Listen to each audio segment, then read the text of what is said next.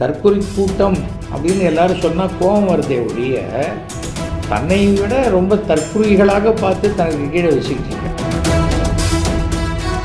விஜயோட வயசை விட அதிகமான செங்கோட்டையன் கூட விஜயை புகழறாருன்னா பரிதாபமாக தான் இருக்கேன்.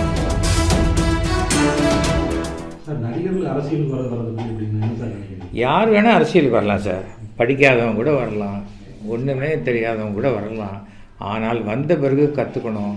எல்லாத்தையும் தாண்டி அரசியலில் துட்டு அடிக்கக்கூடாது அப்படிங்கிற ஒரு அடிப்படையான விஷயத்தை தெரிஞ்சுக்கிட்டால் அவங்க விருப்பப்படும் போது வெளியில் போகலாம். இல்லைன்னா அவங்கள உள்ளே அனுப்பும்படியாக ஆயிடும் பண்ணியிருக்காங்க. சார், தாவேக தலைவர் விஜயை தங்களுடைய கட்டுப்பாட்டுகளை வச்சுக்கணுங்கிறதுக்காக தான் இந்த சிபிஐ விசாரணையும் அடுத்தது ஜனநாயகம் படத்தில் சென்சார் போர்டு பிரச்சனையும் பண்ணுறதா ஒரு பிரச்சாரம் இருக்கு. பாஜக டெல்லி தானே, அது எந்த ஒரு மாநில கட்சியாக இருந்தாலும் தன்னுடைய ஒரு விருப்பத்துக்கு வரலன்னா அவர்களை எப்படியாவது அதட்டி உருட்டி மிரட்டி சாமதான பேத தண்டம் இருக்கு இல்லையா, அது வழியாக வைத்து தன்னுடைய கட்டுக்குள்ளே கொண்டு வர்றதுங்கிறது மத்திய அரசை ஆளுகின்ற எந்த மத்திய அரசை ஆளுகின்ற கட்சியாக இருந்தாலும் அவர்களுக்கு அந்த எண்ணம் வரத்தான் செய்யும். தன்னை ஒரு புனிதராக காட்டிக்கொள்ளும் முயற்சியில் ஈடுபடும்போது அவர் காருக்கே டேக்ஸ் கட்ட மாட்டேன்னு சொன்னார். வெளிநாட்டிலேருந்து இறக்குமதி பண்ண காருக்கு அது இன்னும் கட்டி முடிச்சாரான்னு தெரியல. அப்படிப்பட்ட பல பிரச்சனைகள் இருக்கும் பொழுது அப்போது அவர் இன்னும் கொஞ்சம் நாசூக்காகவும் மிக ஜாகிரதையாகவும் கையாளணும். ஆனால் விஜய் என்ன நினச்சிட்டாரு, கட்சியை ரசிகர் மன்றம் மாதிரியே நடத்தினா போகிறோன்னு நினச்சதுனால தான் இன்றைக்கி விஜய்க்கு இவ்வளோ பிரச்சனை.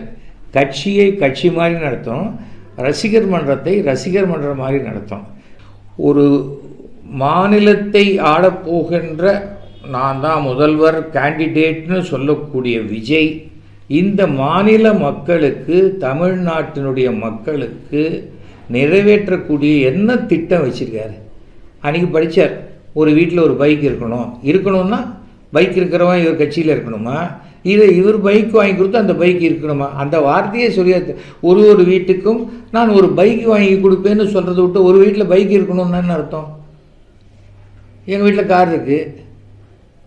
அதாவது வார்த்தைகளை கூட அவருக்கு சரியாக சொல்ல தெரில.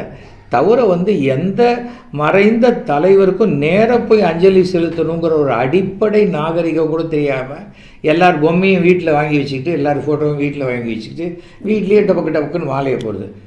அதுவும் பிளாஸ்டிக் மாலையை, இந்த பேப்பர் மாலை, என்ன மாலைன்னு தெரியாது. அதே மாலை எடுத்து போட்டுற வேண்டியது தான் வருஷம் திணி கொடுக்குற மாதிரி. தற்கொலை கூட்டம் அப்படின்னு எல்லாரும் சொன்னால் கோபம் வருதே ஒழிய தன்னை விட ரொம்ப தற்கொலைகளாக பார்த்து தனக்கு கீழே வச்சுக்கிட்டு இருக்காங்க. அவ்வளோதான். இப்போது 50 ஆண்டு காலம் விஜயோட வயசை விட அதிகமான செங்கோட்டையன் கூட விஜயை புகழறாருன்னா பரிதாபமாக தான் இருக்கு எனக்கு. செங்கோட்டையன் அவர்கள் எம்ஜிஆர் ஜெயலலிதா கிட்டே இருந்துட்டு இப்போ விஜயுடைய தலைமையை ஏற்றுக்கொண்டு அவர் புகழ் பாடுவது அது எந்த அளவுக்கு அவருக்கு சாதகமாக இருக்குது சார்? இந்த கட்சிக்கு எவ்வளோ அந்த அளவுக்கு செங்கோட்டையன் மிகப்பெரிய கட்சியிலிருந்து ஒரு மிகப்பெரிய ஆளுமையை நம்ம பக்கம் இழுத்துட்டோம் அப்படின்னு சத்யபாமாவா அவங்க எம்பி அவங்க கூட போய் சேர்ந்துருக்காங்க. அப்போது இங்கே கூட கோபிச்செட்டிப்பாளையத்தில் இருக்கிறவங்க சொல்கிறாங்க, தெரியுமா சார், சத்யபாமாலாம் ஒரே நாள் சார் 2 கோடி ரூபா கடன் அடிச்சிட்டாங்க சார். விஜய் கட்சினா அப்படின்னா இருக்கணும் சார் அப்படின்லாம் சொல்கிறாங்க. நமக்கு ஏன்னா நான் கோபிச்செட்டிப்பாளையத்தில் என் சம்பந்தி வீட்டை தவிர இங்கே இருக்கிற சிவன் கோவில் சாரதா பீடத்தை தவிர எனக்கு ஒன்றும் பெருசாக தெரியாது. ஆனால் மக்கள் சொல்கிறாங்க இல்லையா, அப்போ என்ன அர்த்தம்? அவர்களால் விஜயால் எந்த கட்சியை சேர்ந்தவர்களாக இருந்தாலும் அங்கே அதிருப்தியில் இருக்கிறவங்களை விலைக்கு வாங்க முடிகிறது. ஆனால் விலைக்கு வாங்கப்பட்டவர்கள் வெற்றி பெறுவார்களா என்ற சந்தேகம். கோபிச்செட்டிப்பாளையத்திலேயே இந்த தேர்தலில் விஜய் கட்சியில் செங்கோட்டையன் நின்னாலும் வெற்றி பெறுவது கஷ்டம் என்பது தான் செங்கோட்டையனுக்கு நெருக்கமானவர்களே சொல்கிற ஒரு விஷயம்.